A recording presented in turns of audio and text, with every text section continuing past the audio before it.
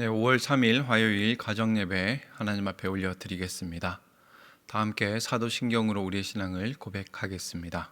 나는 전능하신 아버지 하나님, 천지의 창조주를 믿습니다. 나는 그의 유일하신 아들 우리 주 예수 그리스도를 믿습니다.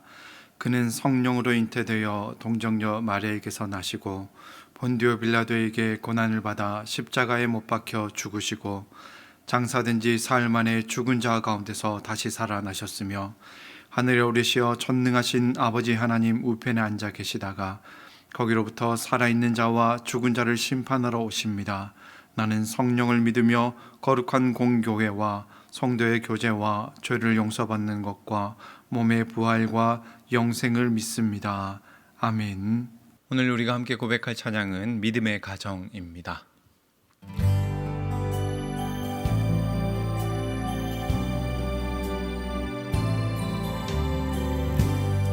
우리를 죽기까지 사랑한 그 사랑으로 당신을 사랑하니 약속하신 축복의 말씀 굳게 믿으며 믿음의 가정 세우리 우리 함께 섬기며 믿음의 가정 세우리 거친 세파가 몰아칠 때 세상 사람들 모두 알게 되리 믿음 위에서 우리 가정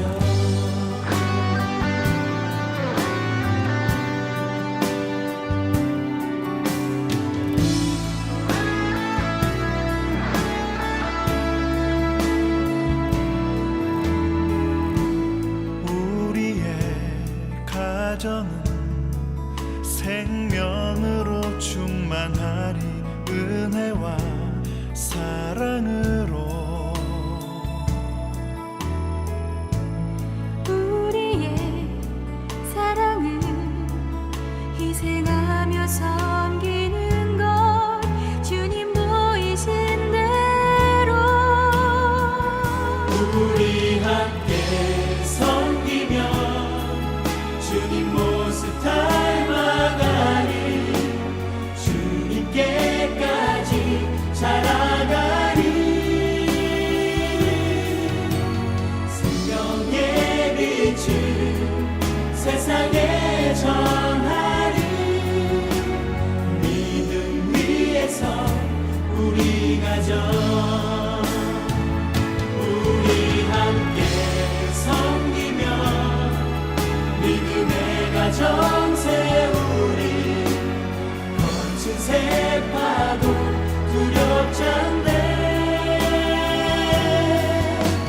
세상 사람들 모두 알게 되리 믿음 위에서 우리 가정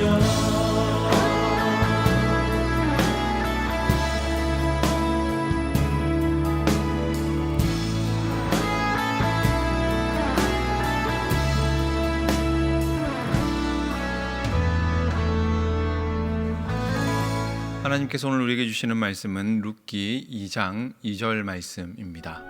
모압 여인 룻이 나오미에게 이르되 원하건대 내가 밭으로 가서 내가 누구에게 은혜를 입으면 그를 따라서 이삭을 줍겠나이다.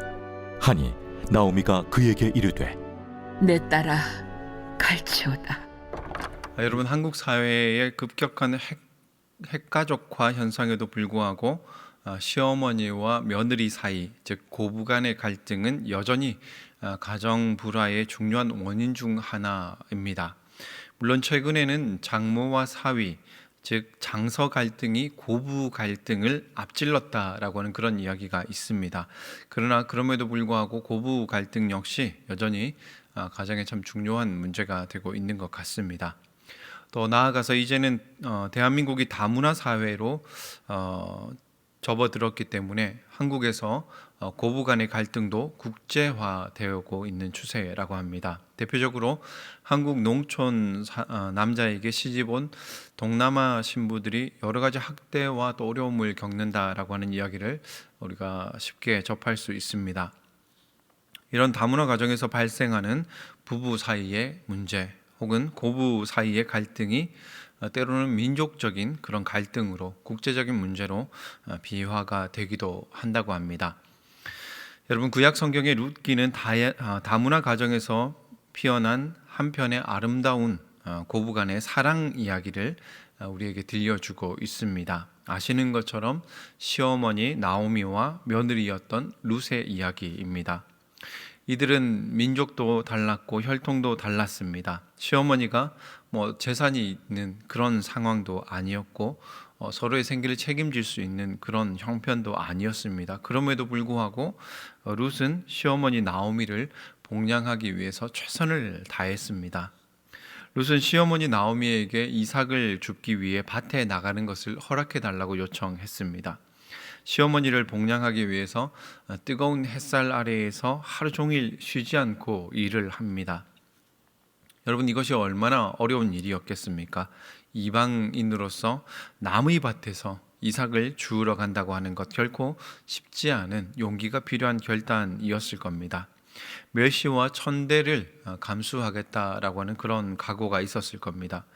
그러나 룻은 그것을 감안하고서라도 시어머니 나오미를 위해서 자신이 할 수 있는 최선을 다하고자 했던 것입니다. 여러분, 이처럼 지극한 효와 정성을 다하는 룻의 이야기를 오늘날 모든 이들에게 우리가 강요할 수는 없을 겁니다. 왜냐하면 각자의 처지와 형편과 상황이, 관계 문제들이 다르기 때문일 겁니다. 그러나 여러분, 중요한 것은 그렇다고 해서 우리가 성경에서 말씀하고 있는 중요한 가치들을 그저 무시해버리고 못 본 채 하는 것도 올바른 것은 아니라는 생각이 듭니다. 분명히 십계명에도 나오듯이 효는 하나님께서 약속 있는 첫 번째 계명으로 우리에게 주신 겁니다. 하나님이 우리에게, 당신의 백성인 우리에게 기대하시는 바이기도 합니다.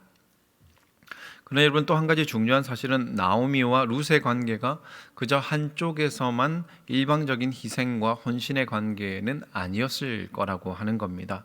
시어머니에 대한 룻의 이 구구절절한 효심은 아마도 그 많은 시련과 고난과 역경 속에서도 이방 며느리인 룻을 딸처럼 대했던 나오미의 사랑에 대한 메아리가 아니었을까 싶습니다. 사실 나오미가 스스로 고백했던 것처럼 자칫 나오미와 룻은 서로에게 마라와 같은 그런 존재가 될 수도 있었습니다.